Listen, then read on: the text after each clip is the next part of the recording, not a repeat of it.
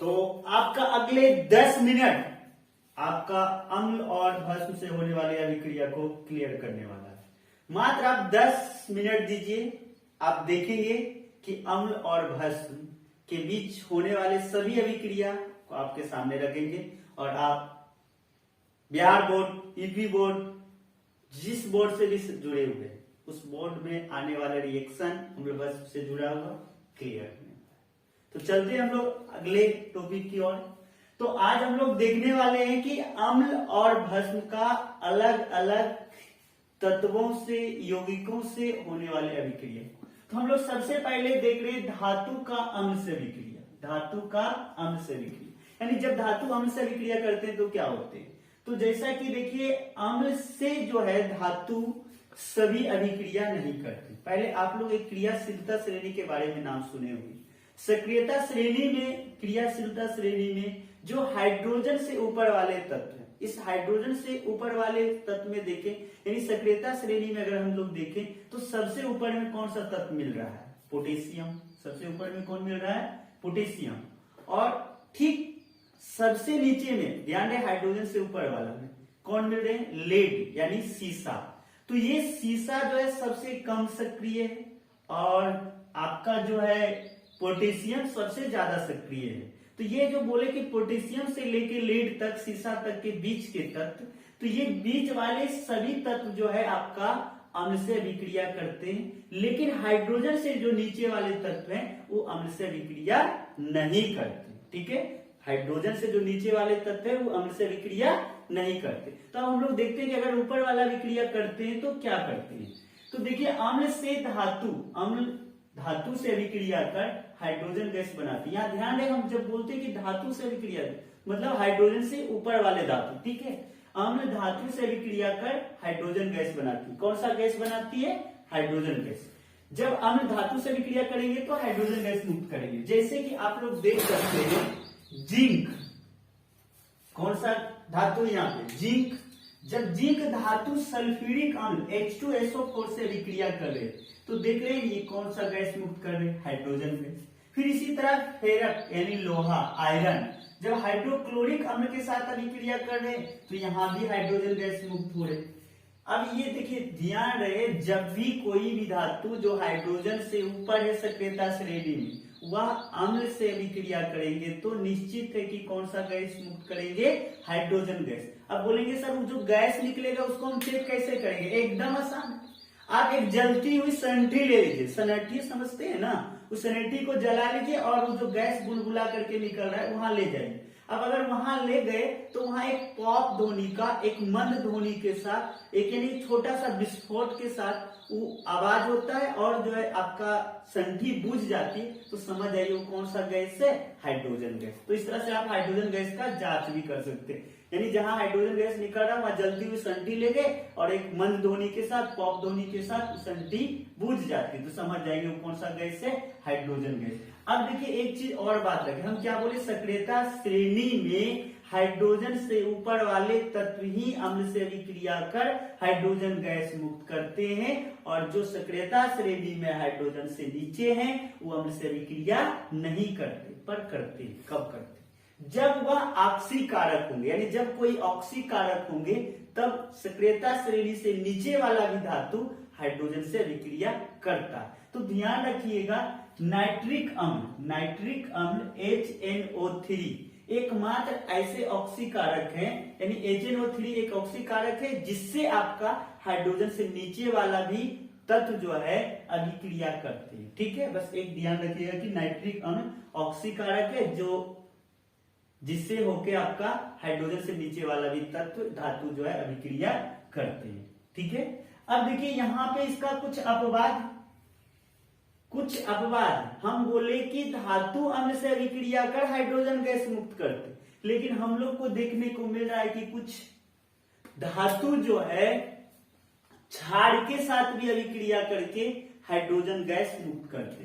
तो जैसे देखो, जब जिंक को हम सोडियम हाइड्रोक्साइड के जलीय विलयन में डाल के गर्म करते, जब जिंक को सोडियम हाइड्रोक्साइड के जलीय विलयन के साथ गर्म करते तो भी हाइड्रोजन गैस मुक्त होता है। फिर इसी तरह एल्युमिनियम को भी सोडियम हाइड्रोक्साइड के विलयन के साथ गर्म करेंगे तो भी हाइड्रोजन गैस मुक्त होता है। तो ध्यान रहे ये दो जिंक और एल्युमिनियम का जो है सोडियम हाइड्रोक्साइड के साथ जो अभिक्रिया है ये एक तरह का अपवाद है। अन्य किसी धातु के साथ ऐसा नहीं होता है कि हाइड्रोजन गैस जो है क्षार के साथ अभिक्रिया होके उत्पन्न हो, लेकिन ये दो ऐसे हैं जिसके साथ होते। तो ये थोड़ा आप लोग को दिमाग में सेट करके रखिएगा, क्योंकि कभी कभी बोर्ड के एग्जाम में पूछ देते हैं आपका आधा समीकरण दिया रहेगा, कहेगा समीकरण पूरा कीजिए, तो जिंक और ये दे दिया, अब इधर क्या बनेगा। तो ध्यान रखिएगा कि जिंक और सोडियम हाइड्रोक्साइड के साथ जब अभिक्रिया होता है तो भी हाइड्रोजन गैस मुक्त होते हैं। तो ये हम लोग देख लिए अम्ल का जो है धातु के साथ अभिक्रिया।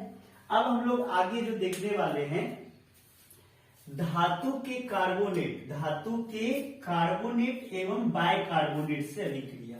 अब धातु का जो कार्बोनेट होता है उससे या तो बाइकार्बोनेट से जब अम्ल अभिक्रिया करते हैं तो क्या बनाते हैं, यानी धातु का जो कार्बोनेट या बाइकार्बोनेट है उससे जब कोई अम्ल अभिक्रिया करेंगे तो क्या होता है। तो देखिए यहाँ पे जिंक कार्बोनेट आप लोग को दिख रहा है ना, जिंक कार्बोनेट ZnCO3 दिख रहा है ना, यही है जिंक कार्बोनेट। जब जिंक कार्बोनेट H2SO4 यानी सल्फ्यूरिक अम्ल के साथ अभिक्रिया करते, देखिए ये कार्बोनेट था ना, जिंक कार्बोनेट आ रहा है कार्बोनेट सब। तो जब जिंक कार्बोनेट सल्फ्यूरिक अम्ल के साथ अभिक्रिया करते हैं तो जिंक सल्फाइड और जल तथा कार्बन डाइऑक्साइड बनाते हैं। यानी यहाँ पे आपका दिमाग में जो सेट करने वाली बात है वो बात ये है कि धातु के कार्बोनेट एवं बाइकार्बोनेट से अम्ल अभिक्रिया करके जल तथा कार्बन डाइऑक्साइड गैस बनाते हैं। देखिए सोडियम कार्बोनेट सल्फ्यूरिक अम्ल क्या बनाए, सोडियम सल्फेट जल तथा कार्बन डाइऑक्साइड, यहां भी बना जल तथा कार्बन डाइऑक्साइड। फिर देखिए सोडियम बाइकार्बोनेट है, हाइड्रोक्लोरिक अम्ल है, क्या बना सोडियम क्लोराइड और जल तथा कार्बन डाइऑक्साइड। फिर इसी तरह कैल्शियम कार्बोनेट हाइड्रोक्लोरिक अम्ल HCl, कैल्शियम क्लोराइड और जल तथा कार्बन डाइऑक्साइड। तो हम लोग यहाँ देखें यहाँ पे ओवरऑल तो क्या बन रहा है, जल और कार्बन डाइऑक्साइड। तो हम बोल सकते हैं ना बच्चों कि जब धातु के कार्बोनेट या बाइकार्बोनेट अम्ल से अभिक्रिया करेंगे, अम्ल के साथ रिएक्शन करेंगे तो बनाएंगे कार्बन डाइऑक्साइड के साथ साथ जल बनाएंगे, यानी जल और कार्बन डाइऑक्साइड बनाएंगे। तो ये दो बातें आप लोग का दिमाग में सेट हो गया, दो रिएक्शन को देख लिए। पहला हम देखिए रिवीजन के तौर पे आपके दिमाग में सेट होने के लिए हम बोल रहे हैं सक्रियता श्रेणी में हाइड्रोजन से ऊपर वाला धातु से अभिक्रिया करके हाइड्रोजन गैस मुक्त कर रहा था। फिर हम लोग का दूसरा है कि धातु के कार्बोनेट बाइकार्बोनेट अम्ल से अभिक्रिया करके जल तथा कार्बन डाइऑक्साइड मुक्त करते। अब तीसरा बिंदु, तीसरा रिएक्शन जो है खुद के बीच होने वाला है, अम्ल और भस्म के बीच। तो हम तो ये तो पीछे भी जाने थे, अम्ल और भस्म के बीच की अभिक्रिया। तो जब अम्ल और भस्म के बीच अभिक्रिया होता है तो लवण और जल बनते हैं, लवण और जल। जैसे देखिए सोडियम हाइड्रोक्साइड, यहाँ पे NaOH क्या है आपका भस्म है, हाइड्रोक्लोरिक अम्ल HCl क्या है अम्ल है, और यहाँ पे क्या बन गए NaCl, तो NaCl आपका क्या है लवण है, और H2O क्या है जल। तो यहाँ पे सेट करके रखना है कि अम्ल और भस्म के बीच जब अभिक्रिया होगा तो लवण और जल बनेंगे। ठीक है, हम आगे और रिएक्शन को देखते हैं, इसको आप लिखना चाहते हैं स्क्रीनशॉट ले लीजिए। अब हम लोग अगले जो रिएक्शन है धातु का ऑक्साइड की अम्ल से अभिक्रिया, धातु के ऑक्साइड का जो है अब अम्ल से अभिक्रिया देखेंगे। अब हमको लग रहा है टाइम थोड़ा ज्यादा हो रहा है तो बस 5-6 मिनट और लेंगे, ध्यान से देखिएगा। धातु के ऑक्साइड यानी जो कि मूल्यतः भास्मिक होते हैं, ध्यान रखिएगा धातु के ऑक्साइड भास्मिक होते हैं और वो धातु के ऑक्साइड अम्लीय होते हैं। जो धातु होंगे उसके ऑक्साइड भास्मिक और धातु के ऑक्साइड अम्लीय। इससे भी क्वेश्चन पूछ देता है, धातु के ऑक्साइड होते हैं अम्लीय भास्मिक दोनों, इनमें से कोई नहीं। तो ध्यान रखिएगा धातु के ऑक्साइड भास्मिक होते हैं। अब जरा सोचिए धातु के ऑक्साइड का भास्मिक यानी जो कि भास्मिक प्रकृति के अम्ल से अभिक्रिया, तो कहीं ना कहीं फिर तो अम्ल और भस्म के बीच ही अभिक्रिया हो गया जो हम पीछे पढ़े थे। तो यानी जब अम्ल और भस्म के बीच अभिक्रिया होता है तो क्या बनता है, लवण और जल। तो बस वही चीज यहाँ भी देखने को मिल रहा है। जब किप्रिक ऑक्साइड जो कि कॉपर का ऑक्साइड है और सल्फ्यूरिक अम्ल के साथ अभिक्रिया कर रहा है तो कॉपर सल्फेट नामक जो है यहाँ पे लवण बन रहे और साथ में जल बन रहे। फिर इसी तरह जिंक ऑक्साइड को जब सल्फ्यूरिक अम्ल के साथ अभिक्रिया कराया जाता है तो जिंक सल्फेट और जल बन। बस ध्यान रखने वाली बात यहाँ यही है कि जब धातु के ऑक्साइड यानी जो कि ध्यान रहे भास्मिक होते हैं अम्ल से अभिक्रिया करेंगे तो क्या बनाएंगे, लवण और जल बनाएंगे। ठीक है, लवण तथा जल। अब देखिए क्या है, वो धातु के ऑक्साइड जो कि अम्लीय प्रकृति के की भस्म से अभिक्रिया, देखिए ये अम्लीय हो गया और अभिक्रिया किससे होगा, भस्म से। तो फिर वही बात होने वाला है कि अम्ल और भस्म के बीच अभिक्रिया के फलस्वरूप लवण और जल बनते। तो देखिए यहाँ कार्बन डाइऑक्साइड, कार्बन का वो धातु है आपका, इसका ऑक्साइड क्या होगा, अम्लीय, जो कि किससे अभिक्रिया कर रहा है, कैल्शियम हाइड्रोक्साइड से। जब कैल्शियम हाइड्रोक्साइड यानी भस्म से अभिक्रिया कर रहा है तो कैल्शियम कार्बोनेट नामक लवण और जल बना रहे। यानी सिंपल सा बात है कि वो धातु जब किससे अभिक्रिया करेगा, भस्म से, तो लवण जल बनाएगा। धातु के ऑक्साइड जब किससे अभिक्रिया करेगा, अम्ल से, तो लवण तथा जल बनाएंगे। ठीक है, उल्टा थोड़ा सा हो जाता है, ये ध्यान रखिए। अब देखिए अम्ल तथा भस्म की जल से अभिक्रिया, तो यहाँ पे ध्यान रखिएगा अम्ल तथा भस्म की जल से अभिक्रिया। तो अम्ल जो होते हैं जल से जब अभिक्रिया करते तो काफी मात्रा में ऊर्जा उष्मा उत्पन्न करते हैं। क्या उत्पन्न करते हैं, उष्मा उत्पन्न करते हैं। तो जैसे कि यहाँ देखिए सल्फ्यूरिक अम्ल और ये जो है किससे अभिक्रिया करे, जल से।